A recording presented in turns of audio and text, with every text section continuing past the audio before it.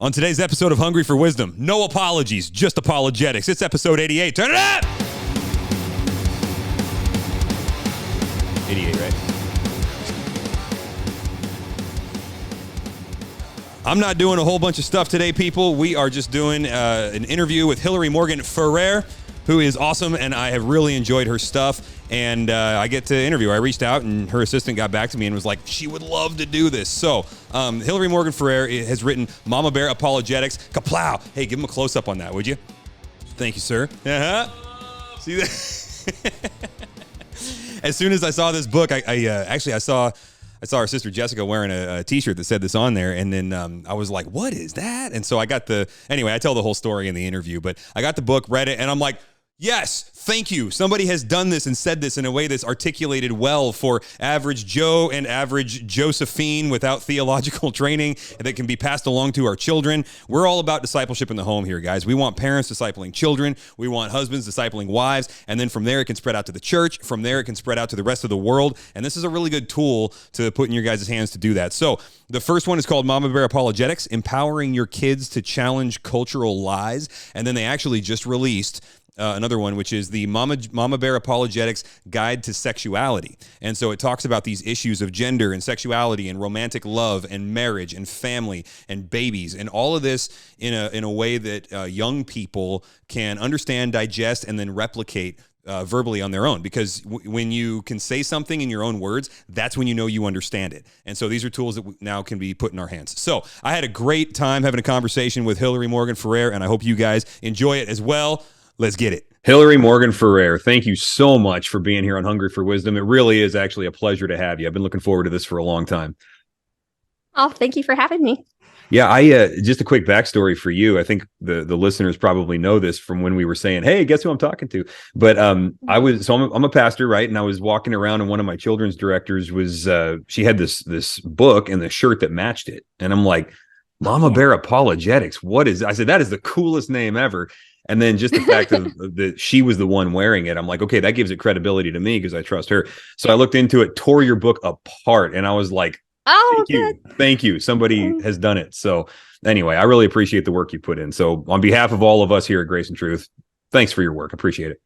Oh, thank you so much. I want to get you talking about what kind of led to this. I heard in another interview that you gave, you told a story about a young man that you know that basically turned away from the faith because somebody made a comparison to Santa Claus, and that was it. And so I'm curious about what shallow roots look like. So what happened there? So he didn't seem to have shallow roots. It was the son of this woman that was in a Bible study with my parents.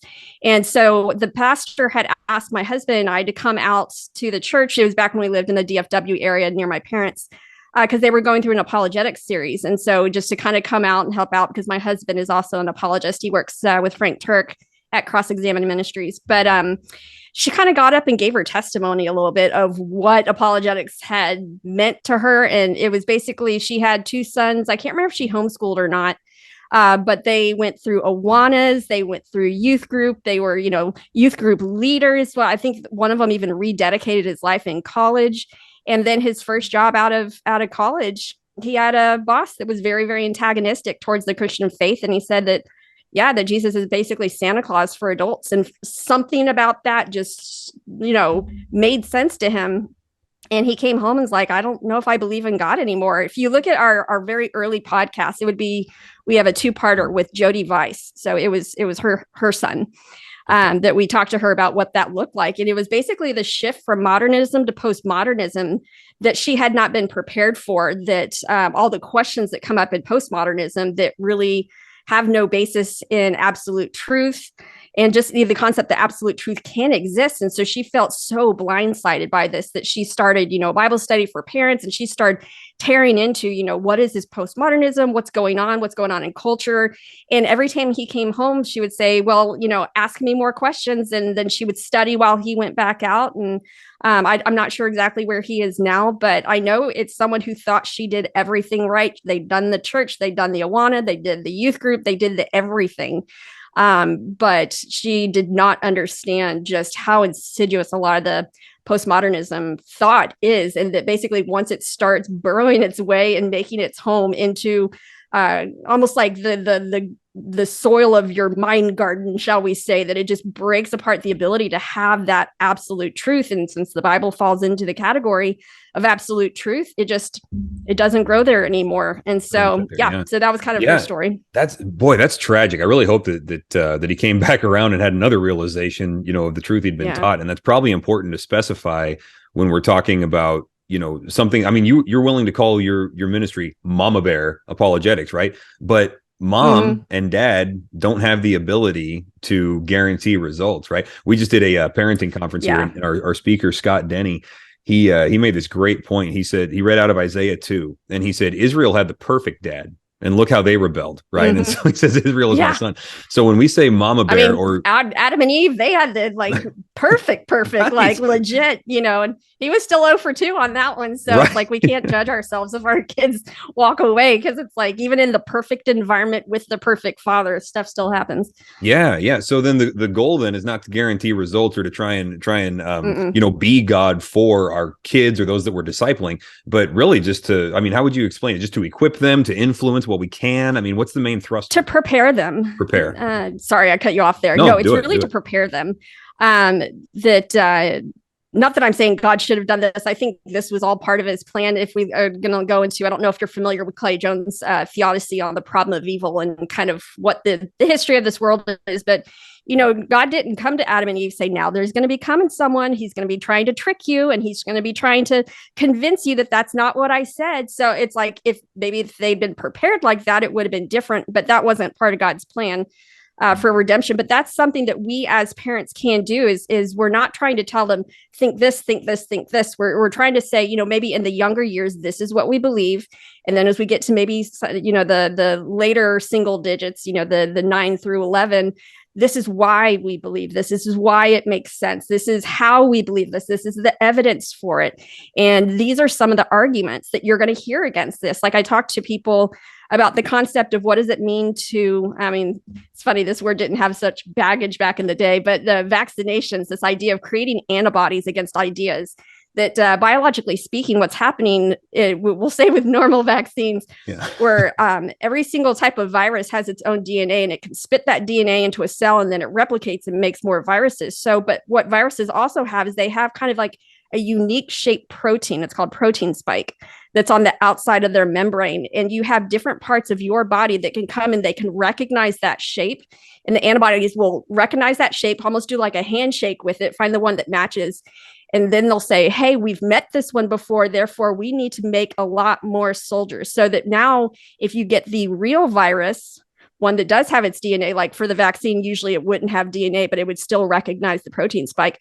We recognize this thing that is not part of our body, and we have all the forces and the defenses to now, when it comes for real, to take it down. So that's kind of the concept of what we're doing with our kids, is we're trying to show them these bad ideas, how these ideas sometimes sound good in the short run, but when you take them into the long run, they're bad ideas. And so preparing them for what people are going to say.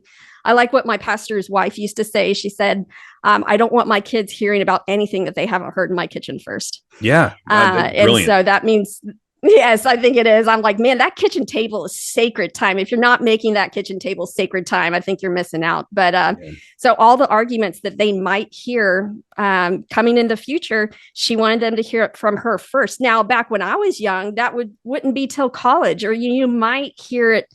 Even sometimes in college, you were able to escape it. Now it's coming in through cartoons and through just the shows and through the music. And it's just so engulfing everything that's in culture that our kids can't get around it. And so people who think that they can parent the same way that they were parented, it's a completely different world. So we're preparing our kids for these ideas, for these messages, and kind of helping them chew through it before the real time comes when it's an actual antagonistic person or a college professor or even one of the really cool kids, at school trying to convince you of something that or trick you up with some question about Christianity that you hadn't considered before.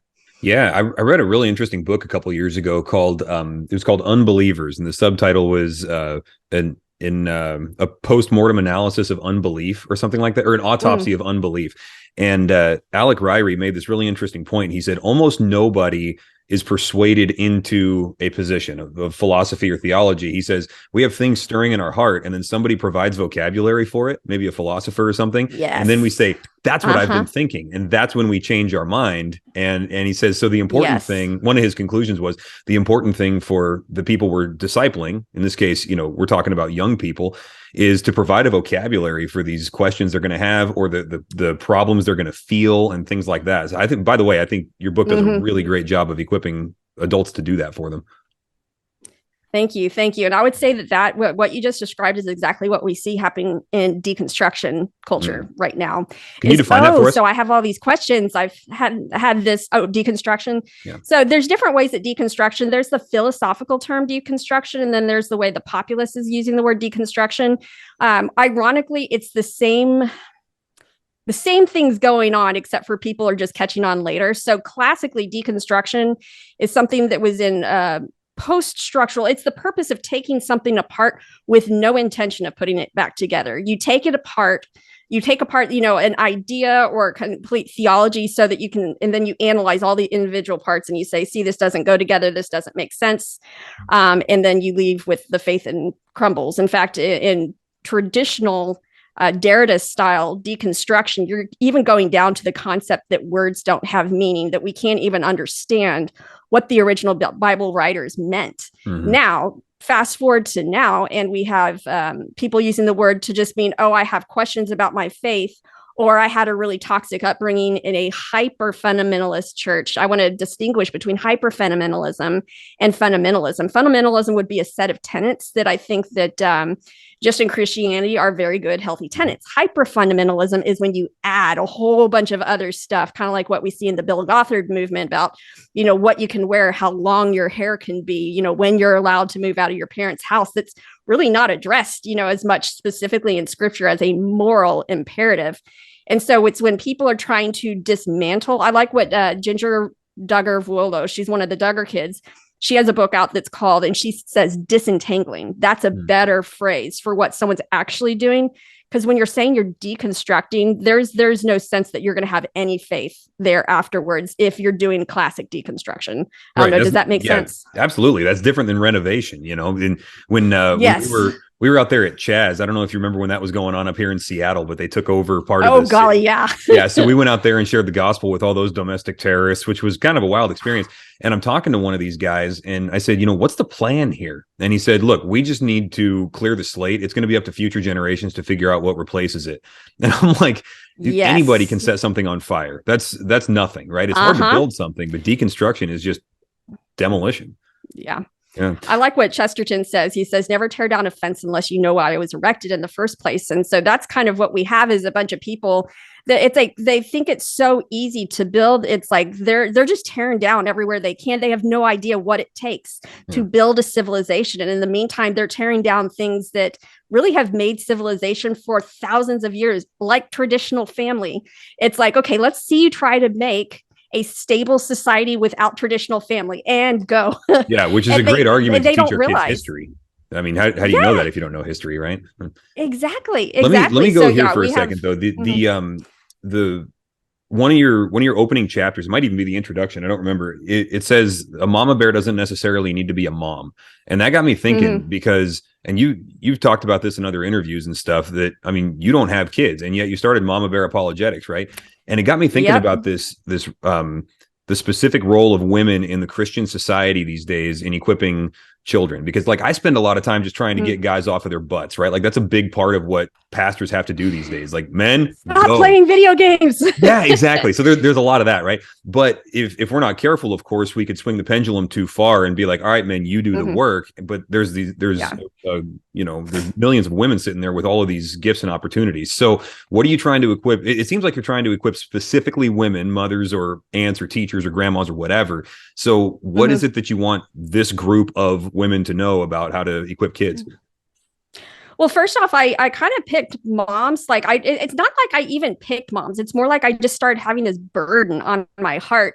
Number one, so I was introduced to women in apologetics, which back when it was ISWA, and I was like, why do we need a separate thing for women in apologetics? Why not just apologetics? And I discovered through this person who introduced me, she said there's a large demographic of women who would not read something unless it's written by women for women. And I thought, wow, I was not aware of that. I've never had a hard time, like I've learned from whoever, but there's apparently a large demographic right there. And so my mind went immediately from who's teaching the women to wait, how are we getting the moms? Like to me, the moms are the youth pastor in every single household. And it's not because dad doesn't do anything, but it's because from ages 0 to like maybe around 16, if there's anything wrong, mama's the one they will go to. You could have dad sitting in front of the TV, literally doing nothing. And when that kid can't get the cap off of his, peanut butter jar, he's going to go into mom who's sitting there shaving her legs in the bathtub to ask her to get it off instead of the dad who's sitting in front of the TV. It's so true. For whatever reason, right? I know moms are like, amen. For whatever reason, kids will go to mom first. Mom knows everything until they start getting into their mid-teens. And then it's only with specific topics, things like politics and maybe like economics and maybe some of the more theory kind of things like that. But since the moms are getting the questions first, I thought that needs to be a major place where we are putting our efforts into. We are equipping moms. Now, anyone who's read my books knows that the books are good for men and women. Yeah. That they're really good for anyone. But this is just a demographic that I felt like the Lord said, this is the people that I want you to go and try to reach. And anyone else who wants to come along, that's great. But I've given you this demographic for a purpose. Yeah, that's great. Well, I'm really happy that you're doing that because, when I feel like there's a lot of overemphasis on very narrow slivers of big topics these days. That's kind of the thing, right? Like we're going to zero in on this and that's my thing. And then I'm going to pigeonhole everything into that subject. And it can be men's ministry or women's ministry or parenting, or it could be politics. I mean, it could be whatever, but I just felt like you did you and the other contributors to the book did a good job of saying, look, here's our lane and here's what we're doing, but it's also broadly usable. I found it to be a good tool. In fact, with our co-op that we're running out of the church here on Thursdays, they asked me to teach an apologetics course to the 12 to 16 year olds. And I put my outline together based on John Frame's book on apologetics and yours. And so it's like, this is extremely usable. So yeah, well done on that. Let me pick off some specific subjects because the way the book is set up, and I don't know if you need to say more about this if I'm getting this wrong. The way it's set up is after some introductory material, you basically go through worldviews that are like modern day threats to a kid's understanding of the gospel, right? And some of those I think are maybe underemphasized or maybe just not even understood that this is a threat. So I wanted to draw attention to a couple of them. But as far as how the book is set up, is that a fair summary of it? Yeah, so we call those the ism chapters, just because a lot of them are scientism, naturalism, feminism, all the isms. But yeah, so we had kind of the introduction chapters on like, how are we going to be going about this? And then we have the ism chapters, which they're not necessarily each of them different worldviews. Some of them are, but a lot, if you were to, except for the very first one, which we weren't quite sure where to put it because it's, which was the self-helpism, but basically from naturalism on, it's kind of like if you were to take a history of thought and one gradually leading to the next, it really is a progression. And those were put together, except for towards the end, it's a little not as clear, but like probably chapters 6 through 11 are very much a progression of once this really gets embedded into the cultural psyche, then this is the next obvious thing. And then this is the next obvious thing. And then you get to the point of where you can't even call anything truth. And the only way to discover truth is how angry I feel about something or, how strongly I feel about something. And then we start going into, if it's all emotion based, well, then now we have to go into the identity politics, which is where a lot of the feminism and Marxism and stuff come from. And then you start having things like pluralism coming in. It really is a progression of thought and the natural progression that happens once you really have cut off the idea of ultimate truth and coming from God. Yeah. So to go with that, then your title for chapter 6 is "My Brain is Trustworthy According to My Brain," which I saw that and I'm like, I mean, that says it all right there, But you're getting at this larger point in that chapter that there's like false worldviews are really easy to adopt because like I don't know exactly why it's so tricky. Maybe it's an individual thing for each person, but it's like there's this this self-confirming loop of reasoning that we're taught, right? And they deny it's happening the entire time it's happening, but it's like guys, there's like you've closed off a system and cut out a lot of the information that's there. And so that's what naturalism does. It's like you're only allowed to consider this box, and if you ask why, then you think the earth is flat, right? So, yeah, exactly. Yeah, that's exactly. It's like, yeah, you get straw man so fast. yeah, it's crazy, and it's like, no, you're literally doing to me what you're accusing me of doing to you. It's like this weird kind of gaslighting technique. It's like if my brain evolved, then it evolved to give me survival. It didn't evolve to give me truth. So why are you trusting truth claims from your brain that evolved to give you survival? It can't tell you that. And so it's kind of like this picture of someone sawing off the limb that they're sitting on. Yeah. A lot of the naturalists want to be like, well, because my brain and my reason, it's evolved to where, yeah, it's evolved for survival. It is not evolved for truth. This is kind of a weird ethereal question, but what do you think the mechanism is in the developing brain that makes it so easy to sneak that past? Because these obvious logical contradictions, like kids just don't know, and young adults, right? We don't see them unless we're told. And so is it because we're designed to kind of trust authority, or I mean, what is it? Ooh, well, I think ultimately what it can sometimes come down to, and I don't know if I'm oversimplifying this at this point, but I found that, especially in apologetics, you get to a point where I can tell, can I talk through this with someone, or is there no point? And one of the times when I discovered there's really not a point, there's someone who's having some kind of intellectual misunderstanding.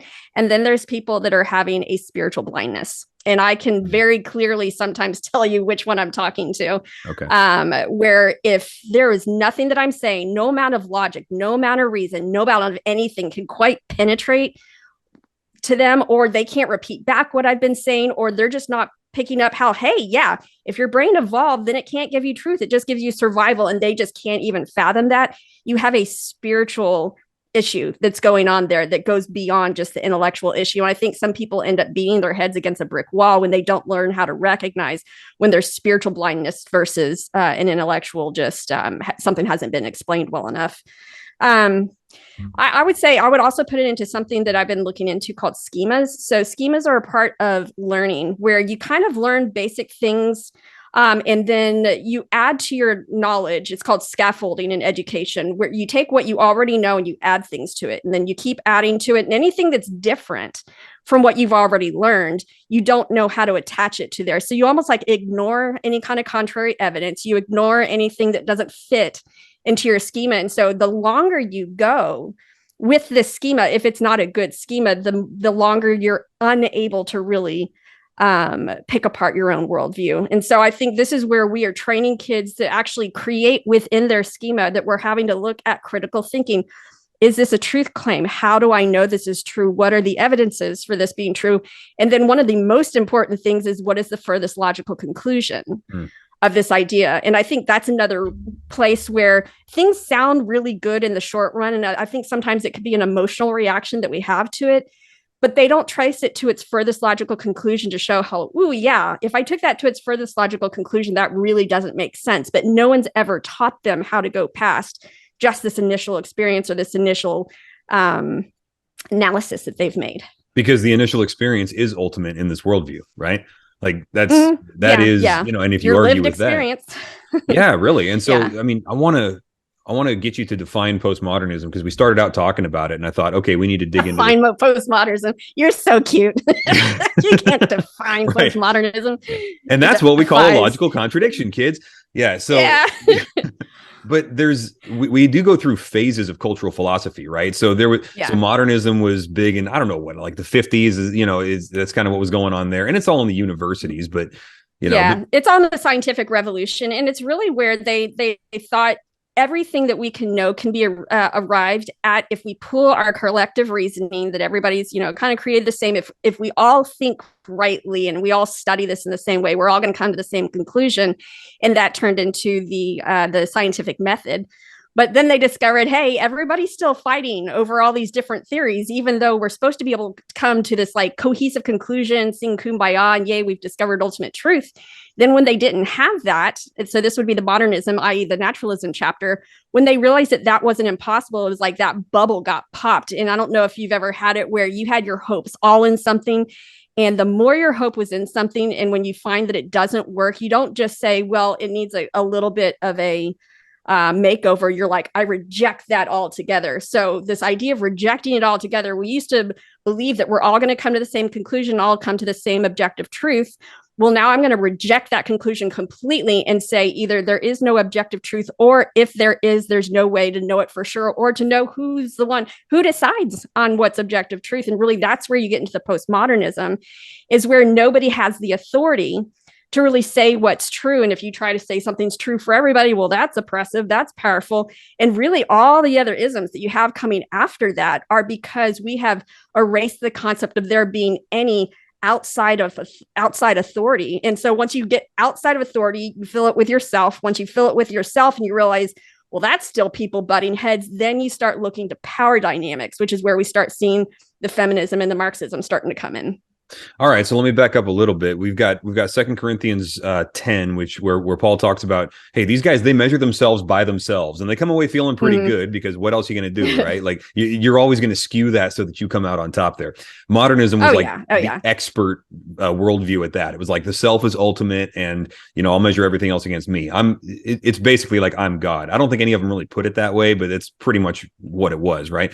And so then when that doesn't work, you wind up with postmodernism, which is nothing is ultimate. There's no ultimate truth. There's no ultimate claims. Everything is kind of relative in this non-mathematical sense. It's just sort of like what is for you is for you. I actually, I'm going to move into this, how we're kind of past postmodernism now, but like it's still, the vestiges of it are still there. I mean, when was the last time you had somebody say to you, like, in an abortion conversation or something, well, hey, what's right for you may not be right for her, or something like that. Yeah. That's what that is. Speak your truth. That's what you're here. Speak your truth. That's, very, very much routed and grounded in postmodernism of like, my truth is my truth. Your truth is your truth. Who's to say whose truth is real? So, the pluralism, let's all sing kumbaya and have our own truths together and everything will be great. And it's not. Yeah. And you said that one of the most important things, which I totally agree with, is to teach people to think to the logical extreme of this, right? Which the logical extreme of this is obviously absurd. You can't have opposites be true, on almost anything tangible in life, right? It doesn't work with gravity. You can't get somebody to the moon. You can't balance your bank account. It's obviously absurd. And yet we just grab onto the whole thing because then moral accountability evaporates and lordship evaporates. I mean, it really frees us up to do a lot of stuff. It's that old, Aldous Huxley thing. Like, we wanted God to not exist because then we could sleep with who we wanted. Mm-hmm. Yeah, I've been reading through this book. It's a primer on queer theory from original sources, people who are proponents of it. And what I'm finding is they're really having a problem. If you were to break it down into two things, I think one of them would just be like spiritually. I think there's a problem of shame that's going on there that they're trying to get rid of. We'll push that one aside right now. But the other one is just the basic logical tenet of A can never equal non-A. Are you familiar with that tenet in logic? So there's the law of identity that says A equals A, but then there's the other law would say A cannot equal non-A. This idea, so like an apple cannot be an apple and not an apple in the same way and in the same sense. And so, but what they're having though is that idea of A does not equal non-A, or A can never equal non-A, is that's exclusive, and that's they want to be inclusive. And so this idea of trying to make these two separate things, if we define one of them by the other, that itself is exclusionary, and that's oppressive to people. And they're trying to get around this concept that two different things can't be the same thing. So anyway, I don't know what just got me on that, but something you said reminded me of that I was reading this week.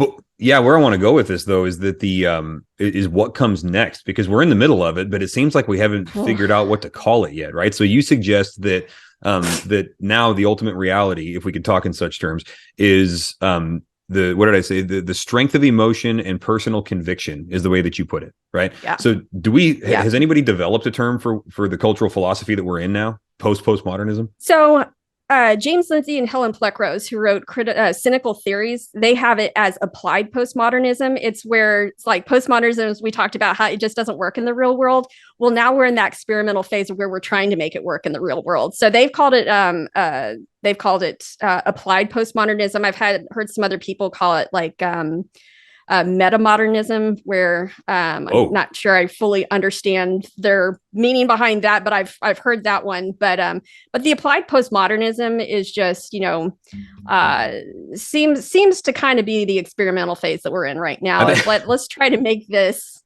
This is where you see people that are fighting over are you familiar with the PEMDAS battle? Yeah. Maybe like in the, please excuse my dear Aunt Sally. That's what I learned it as, the order that you do things in mathematics. Well, they're trying to say, well, that's exclusive. Why is it this way? Why can't it be another way? And I'm like, oh my gosh, if we get rid of this, we're going to have to rewrite all the mathematics that we've done for NASA up until now. Yeah, and they've pretty much done it in Washington State. So that's what's happening in the school systems now. But I laughed a little bit. So that's them trying to apply that postmodernism, and I don't know how the fact that they're in this far. This would be the spiritual blindness that they can't see that this isn't working. Yeah. Well, and I chuckled a little bit when you said applied postmodernism, because to me what that sounds like is behold your God, right? Like you just got what you wanted. And it's freaking horrifying, right? So, and we're just God gave them over to. That's the phrase from Romans. It's like when people think of God's wrath as hellfire and brimstone. I was always brought up to know God's wrath is when God says, and God gave them over to. Basically, that's what he does. And so that's kind of where we're at right now. And he's like, let's see how this works. Yeah, that's that C.S. Lewis line, right? The Christianity is when we look at the Lord and say, thy will be done. And judgment is when he looks at us and says, thy will be done. Yeah. Yes. Yeah. So then is there any projection as to where this goes from here? Because it's really easy to picture just a full scale societal breakdown in a Mad Max situation. But what's next? So I can tell you what I personally think is next. That it's going to go from being in the realm of ideas, and it's going to go back to hyper spirituality.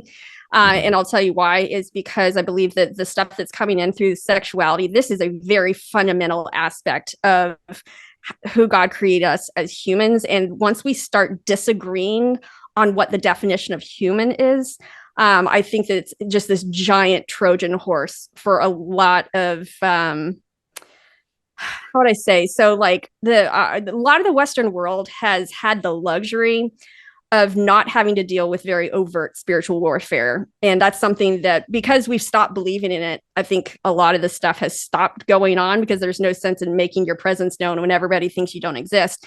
Versus if you were to go on a mission trip to somewhere like Haiti. Like I remember we had missionaries when I was growing up going to Haiti, and like all the voodoo doctors and the witch doctors and stuff like that. It was very, very real.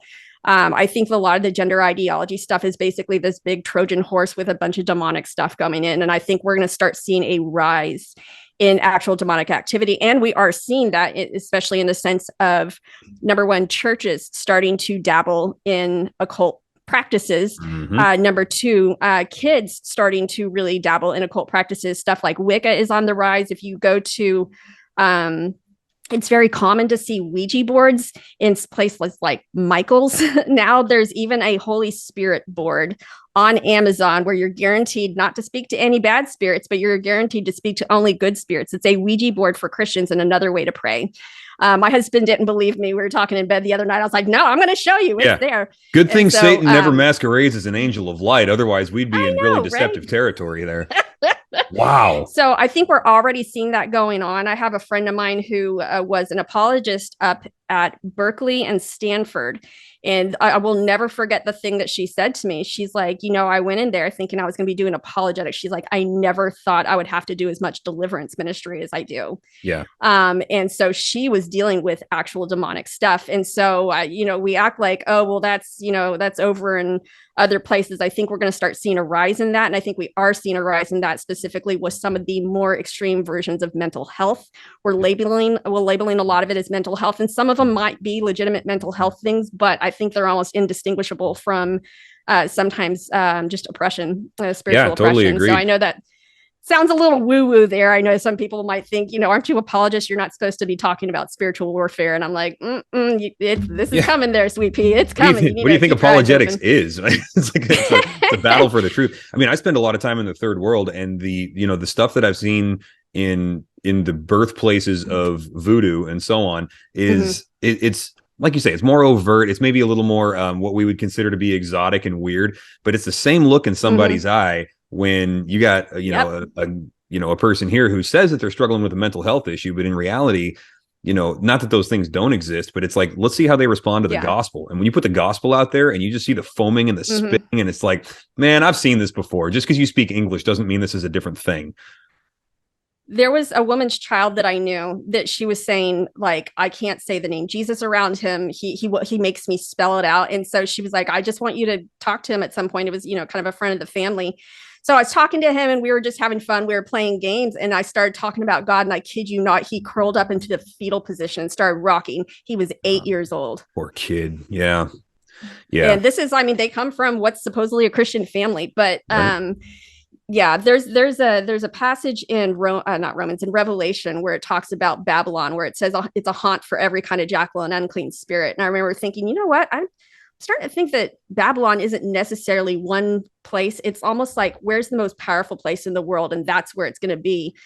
And for a long time, that's been America. And I think we are going to start seeing that kind of cropping up here because we've seen it happen in every other, I guess, fallen civilization. Yeah. But almost every single one of them was preceded by a sexual revolution of some totally sort. True. Yeah. I've seen a big uptick in Gaia worship, and then also an interest, growing interest in druids and druidry and things like that. And all of them have sacrificial rituals, and they also have sexual rites, right? The sexual rituals. And so it's like, yeah, man, this is all of a piece.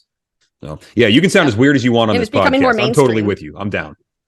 Okay, good. Yeah, no, just the amount that it's becoming mainstream. And I'll recommend a colleague of mine, Krista Bontrager. We did an interview on Mama Bear that's going to be coming out probably in the next couple of weeks with how much occult stuff has been picking up among youth. But she's got a lot of stuff on her YouTube channel and podcast about what she's observed with this. She's very, very knowledgeable about it. Great. Okay, let me shift gears then for a second. I want to get you talking about linguistic theft. I think this is so important. And I think this is at the foundation of so much. Somebody, I don't know who it was, but I heard him say once that he who writes the dictionary determines the field of battle. Right. And and you handled that so well. So can you define linguistic theft, why it's important? How do you guys approach that?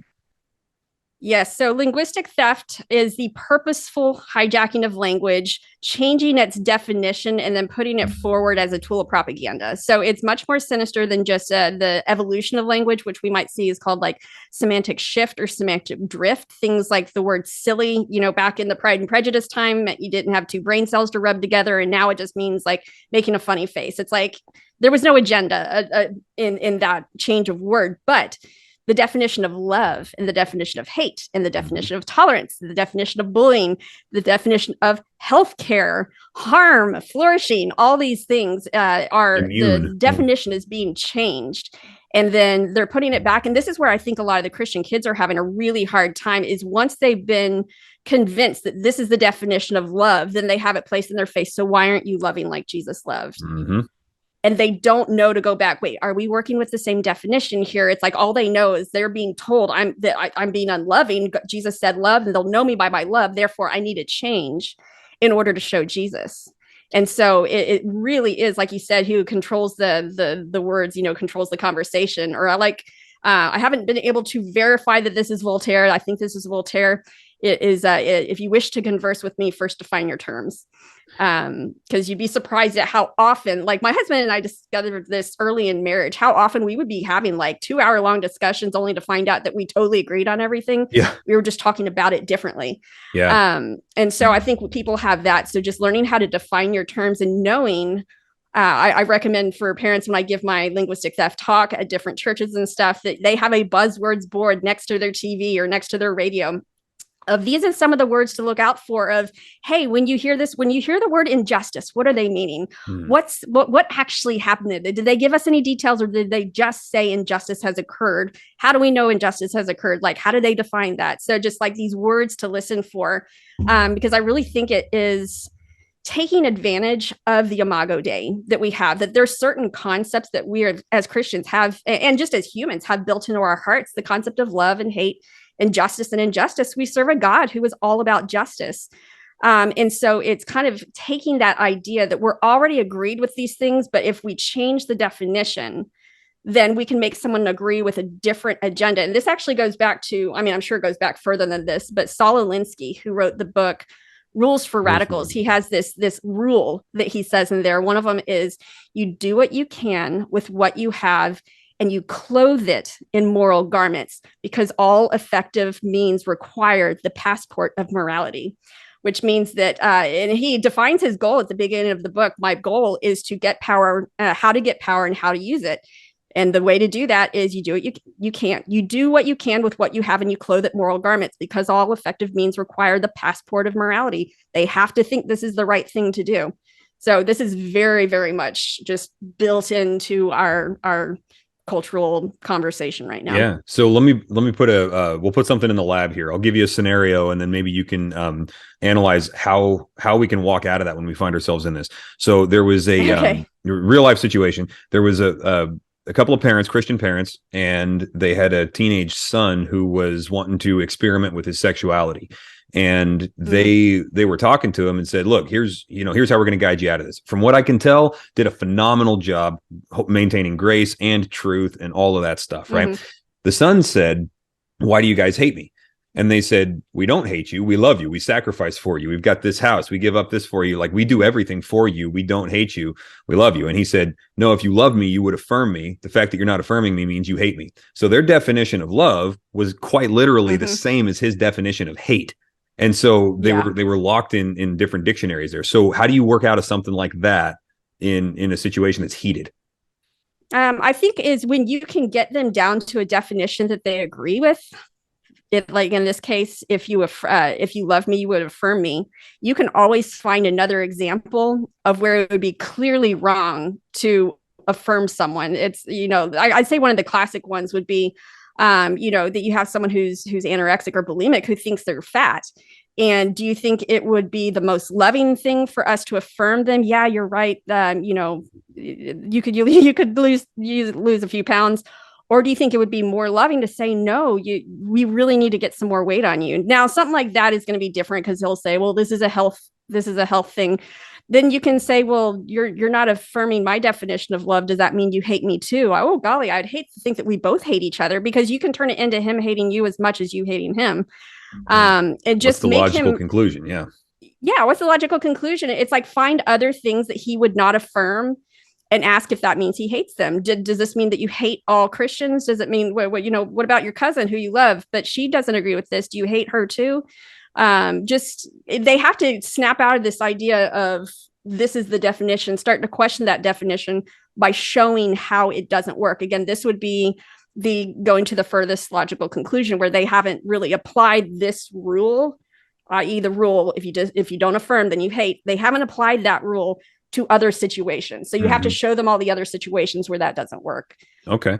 All right, great. That was super. It was so clear when you say it. All right. So then another scenario then. I've noticed this trend, especially among, I'm ballparking it here. Let's say 25 and under in this generation, right? So where their weaknesses become their cultural currency. And so they're celebrated by what they struggle with. And so it's like, I've got depression, I've got anxiety, I'm medicated for this, I've got cut marks on my arm. And that becomes sometimes it's victim status or whatever it is, right? But those are your intersectionality points. And you can participate in a conversation about justice and fairness if you are suffering from a lack of one of those. So you got to make your case for it. So actually, here's a weird story for you. I was talking to a kid at a gay pride parade. We went there to share the gospel. And he said, I think I've told this story on this podcast before, but he said, yeah, I was in youth group. And this was 4 or 5 years ago for him. He said, I was in youth group at this church. We went to a retreat and they found out that I'm same-sex attracted. And so the youth pastor beat me with a bag full of Bibles. And I'm thinking, what? I know that youth pastor. Did I know this that really happen? church. No, it didn't happen, right? And I'm like, what? Why would you like?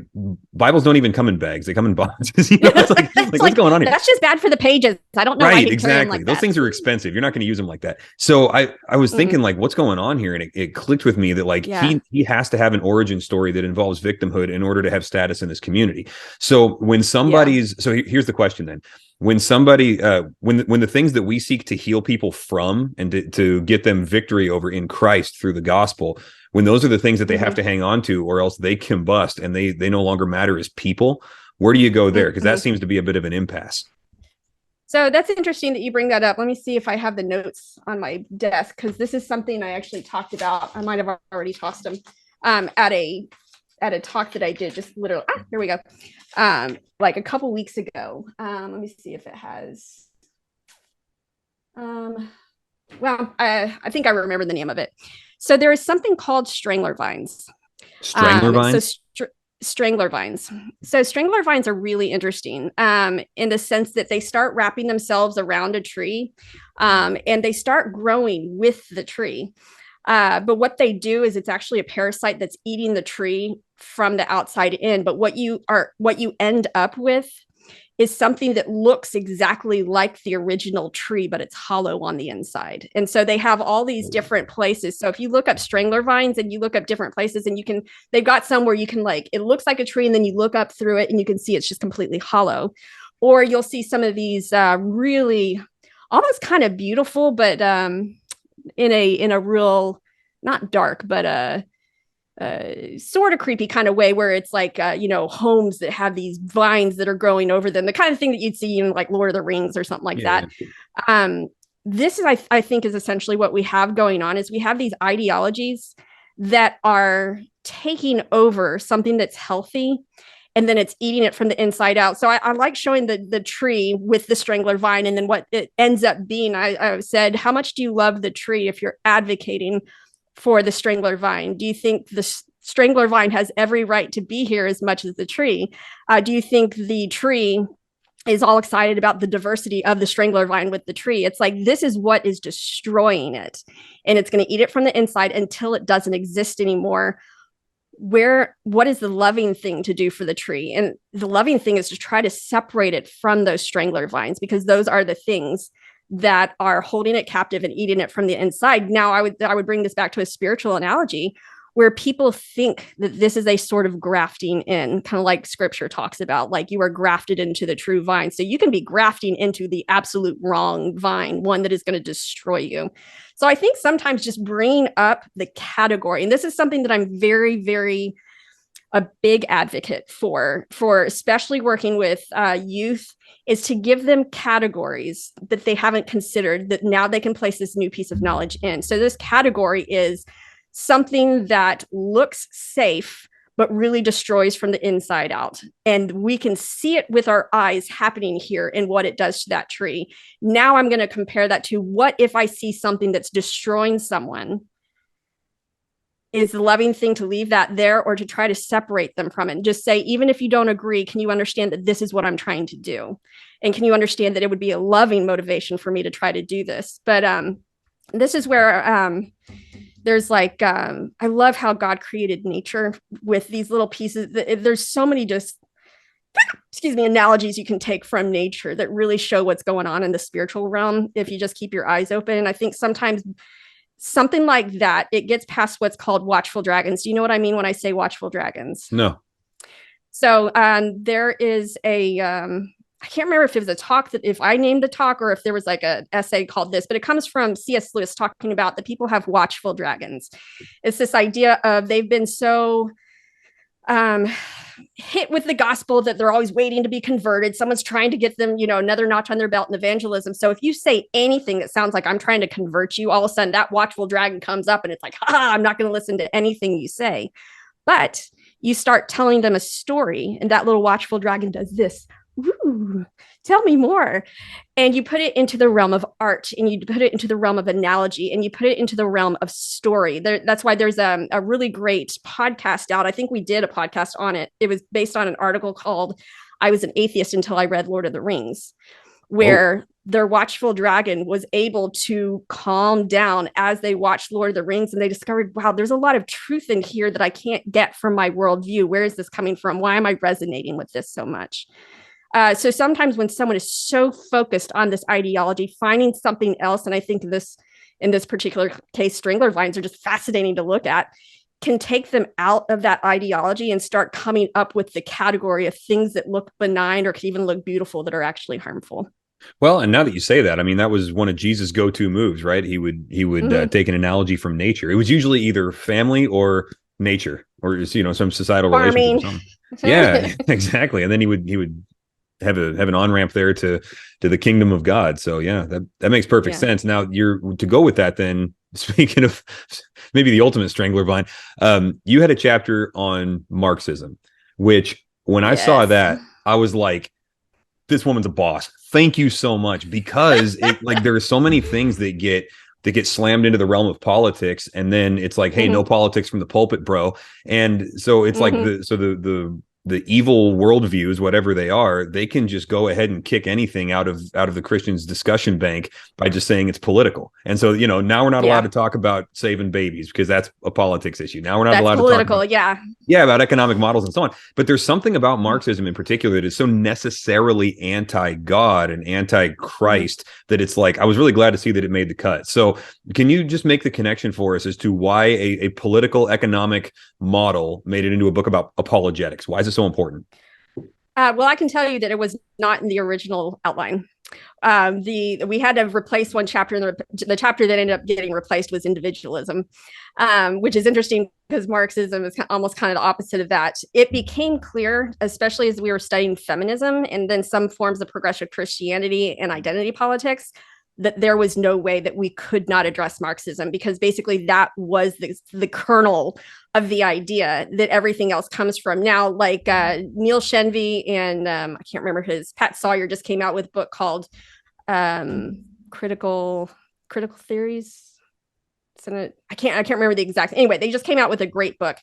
And they talk about the danger of lumping everything into the Marxism or the socialism or the critical theory or the social justice, lumping in into all those together, under one banner word, which is, of course, we don't want to do that. So what we want to do is we want to discuss the ideas and learn how to recognize the ideas. And so the ideas within Marxism, they do count as a complete worldview. In fact, if you see Jeff Myers from Summit Ministries has very large volumes on comparative worldviews, and Marxism is one of them. A worldview is something that claims to make sense out of everything. So ironically, worldview and religion are kind of synonymous in that sense, that it claims to make sense out of everything. So the thing that's really important for the listeners to hear. So a worldview is something that it's a system of thought that claims to make sense out of everything. Out of everything. So our Christian worldview really does make sense out of everything when we start of original creation, the fall, and basically how everything's tore up since then, and then the promise of redemption. We can fit every part of our lived experience into those categories. So within Marxism, it's going to be all about who is the oppressed and who is the oppressor, because he literally says at the beginning of the Communist Manifesto that the history of all hitherto societies is the history of class struggle. Now, what he was meaning back then was class struggle in terms of economics, who owned the businesses and who had the businesses. What the class struggle is that we have going on now is the idea of who has the social power and who doesn't have the social power, or who has injustice being perpetrated against them and who is withholding justice. And we can explain everything in terms of that. So like, just as much as the Christians want to explain everything in terms of that's an example of sin, that's an example of the fall, versus this good thing over here, this is an example of good creation, the way something was created to be. And, we have a longing for this stuff in eternity. And that explains where we're destined to go, what that future redemption looks like. As much as we can explain everything in Christian terms, the person who has more of the neo-Marxist idea can explain everything into terms of that person had a hard time because the environment they were in and the injustices perpetrated against them. That person has had an easy time, therefore they've risen to the top. They've obviously perpetrated injustice. They've been the oppressor. They must be oppressing this person. This person needs to be freed from that. Everything is explained in these phrases. And that's also where we get the intersectionality, is who exactly is oppressing who.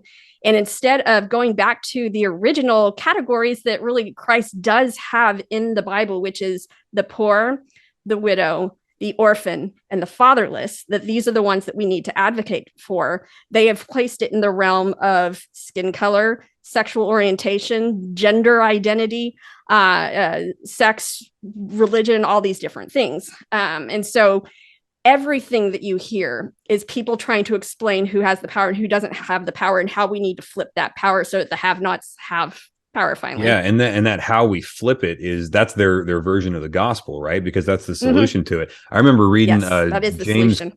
James Cone's book. The first time I read one of his books, I was like, let's just see what the big deal is, right? He's kind of seen as, you know, the thought founder or one of the forethinkers of critical race theory. Okay, so, you know, let's go and read one of Cone's books. So I read a couple of them, but the first one, I'm just like, this is the most blatantly evil thing I've ever heard, because he lays out the problem exactly as you just did. And with him specifically, it's in terms of race and specifically white versus black, right? And so then I'm like, all right, so what's your solution? And his solution is take the power by force. And once those tables are turned, you'll have justice. And I'm like, is that not the most obvious road to bloodshed? And maybe that's what he wants. I don't know, but it's just like, your pretty gospel sure history's sucks, replete of this. This is how you get into this revenge cycle of, you know, this person, like, you know, killed the person in my clan, so therefore we need to kill 2 people in their clan, therefore they need to kill 4 people in our clan. It's like, that's the cycle that we've seen. It never ends.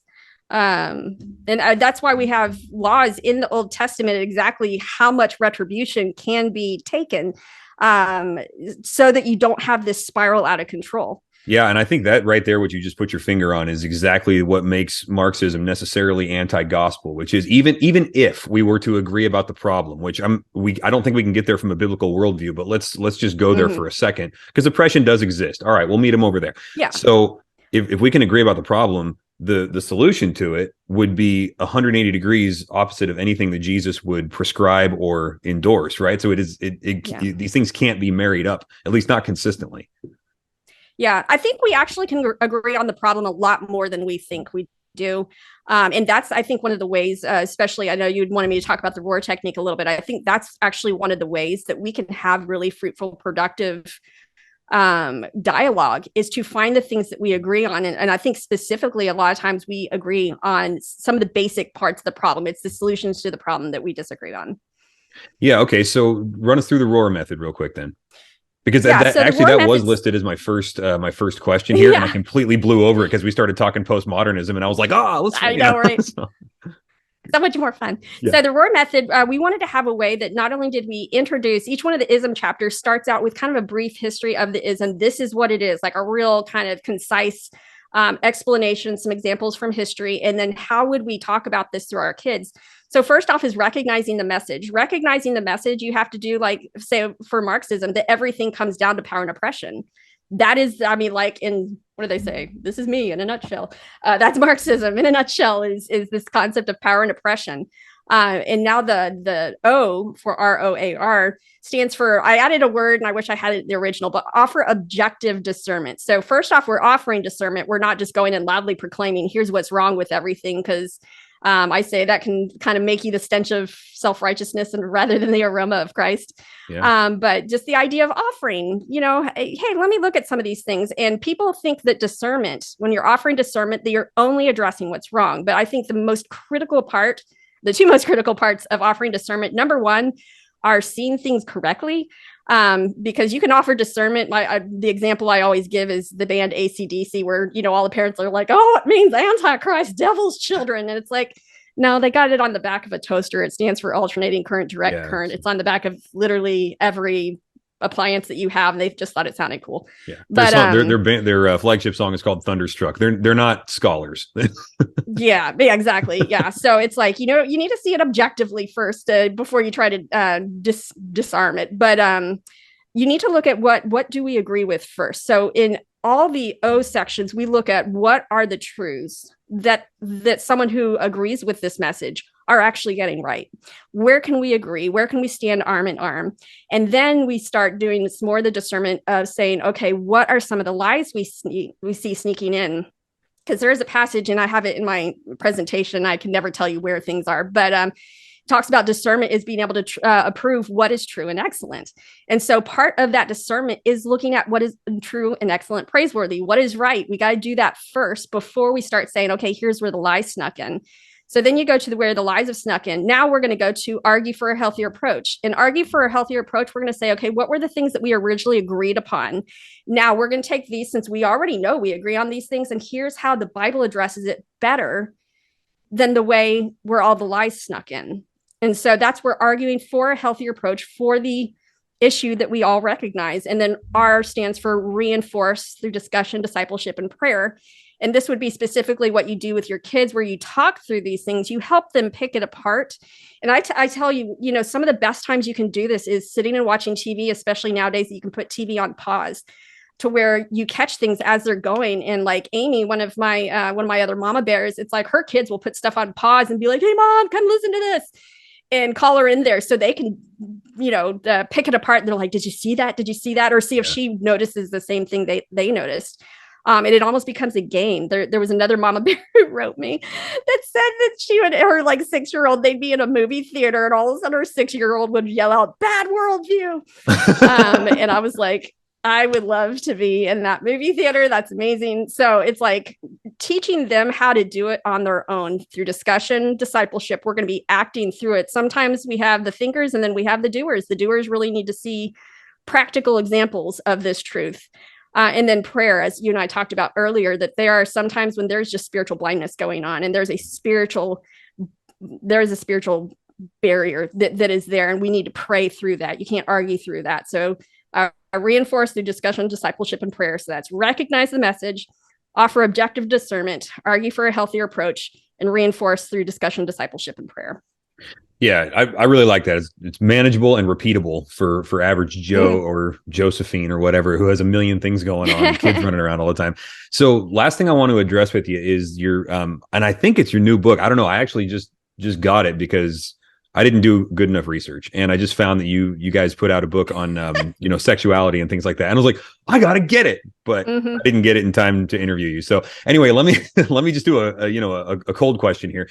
As far as discipling kids, preparing them, equipping them to engage the world with the sexual psychosis that's just baseline normal right now, general approach for being able to open up these categories of discussion with your kids and things like that. What kind of approach are you advocating for, or method in terms of how we start these conversations with kids?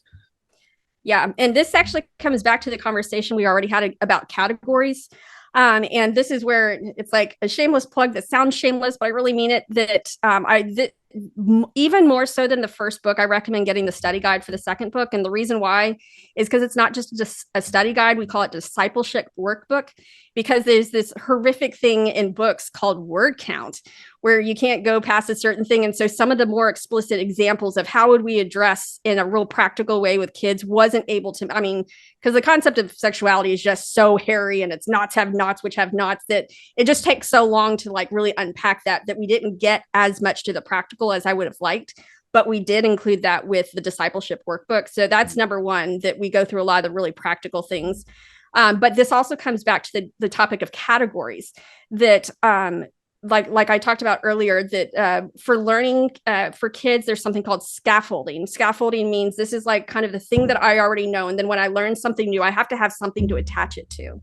And so what we have with a lot of things going on with kids is they have categorized something into the wrong category. So I'll give you an example in terms of sex. For me growing up, just from the media, not necessarily from what I learned in church, but from the media, this was the message I was getting. So when I was younger, it was things that people who are really, really in love do. So if you've ever played the game Categories, where it's like, or things, things that are funny, things that start with an R, these are the ideas of getting categories around to your kids, hence categories.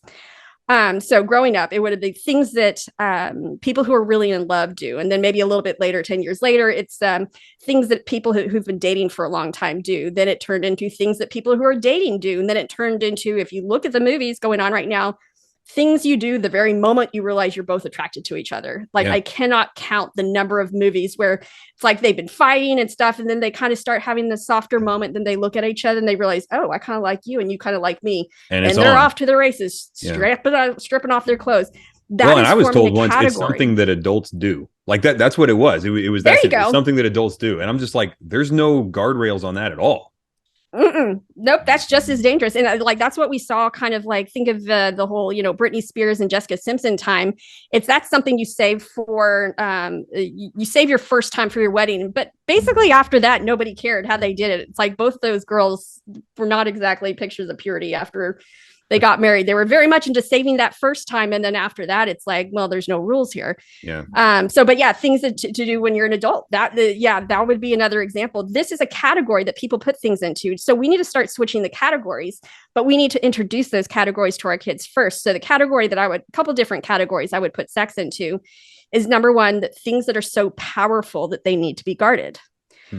So we say several times within I think that first chapter is sex has the power to, we compare it to fire. Fire has the power to create, and it has the ability to destroy. The fact that it can do both tells us that we need to be very, very careful. Same thing with sex. Sex has the ability to create, but it also has the ability to destroy. The fact that it can do both tells us we need to be very, very careful. So things that are so powerful that they need to be guarded, or things that are so valuable that they need to be guarded. So this would be something like, art that's behind glass, or, the powerful things, asking your kids which things need to be guarded more, a candle, a campfire, or a nuclear bomb. The key to a nuclear bomb. Well, obviously the key to a nuclear bomb probably needs to be the most guarded. Why? Because it's the most powerful. Or say like a Chihuahua versus a Golden Retriever versus a Rottweiler that's been taught to fight. Which one really needs to be on the leash the most? Well, that Rottweiler probably, because he's the most, he can be the most dangerous. He can be the most powerful. He needs to be the most controlled. There needs to be boundaries around that. And so just creating these categories, things that are powerful, things that that are valuable, which that would go into their bodies later, of like, your body, you yourself are so valuable that you need to be, you don't need to be out there for everybody to see. Yeah. Or one of my favorite categories that I like that I kind of got through reading a couple of different books was the idea that sex is a married couple repeating their vows in bodily form. Now, this comes from the idea that if back in the Old Testament times, and even in recent times within American history, it was understood that you were not legally married until you had consummated that marriage. Right. That was kind of the second part. I compare it to drawing up a contract versus signing the contract. Drawing up the contract might be the things that you say between each other in front of friends and family. And then that signing the contract is what you do with your body. It's reaffirming the agreement that you've already made. Well, so yeah, and I don't want to get weird about it, but I mean, anytime you've got a covenant in place, covenant renewal ceremonies are part of it. I mean, we take communion however often we do it, which, maybe in public is more helpfully analogous to like a wedding anniversary and celebrating that. But the point is there. Mm-hmm. Yeah. So creating a category in your kids' minds of things I do physically that reinforce a promise that was already made. Mm-hmm. That's what sex is. So can you reinforce a promise that you never made? Well, no, I can't. What if you're having sex without making that promise before friends and family? What are you doing? Well, I'm kind of lying because I'm pointing back to a promise that was never made. It doesn't make sense.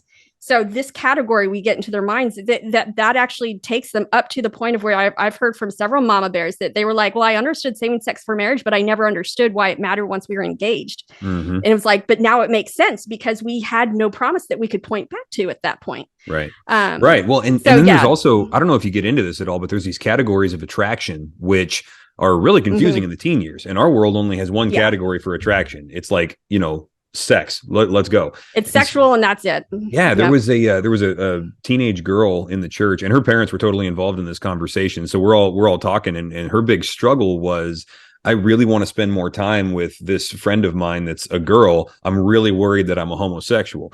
And as it turns out, in the Lord's providence, I had just read, that Carl Trueman book, The Rise and Triumph of the Modern Self, and he introduced that category of like, look, friendship love is incredibly powerful, and for some reason that's been lost. And so I got to introduce that idea to the girl and her parents, and it was just like, oh, so this is good. It's like, yeah, man, in this category, in this context, this is really good. Go for it.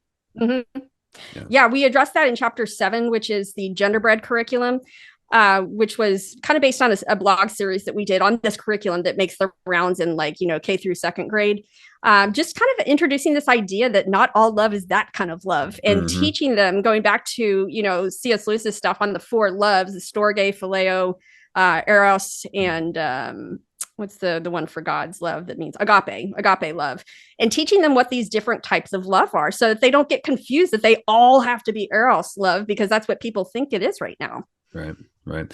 Yeah. Well, I'm really looking forward to getting that. And I've got a whole lot of kids at my house and a bunch more in the church. So I'm sure we'll be using this as a resource, because you guys, you and the whole Mama Bear Apologetics ministry have proven to be dependable. So thanks for what you're doing for the church and for families and all that. Let me just give a shout out here. So Mama Bear Apologetics Guide to Sexuality, and that study guide right there. I'm ready to, like I said, guys, for all the listeners out there, I haven't read it yet, but I'm about to. And so I'm recommending that you read it, not from experience, but from confidence. All right.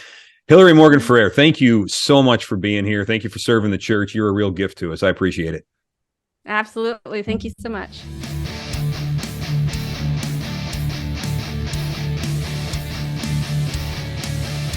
Hungry for Wisdom is a ministry of Grace and Truth Community in West Richland, Washington. You can find out more about us on our app, social media, or at graceandtruthcommunity.com. We love Him because He first loved us.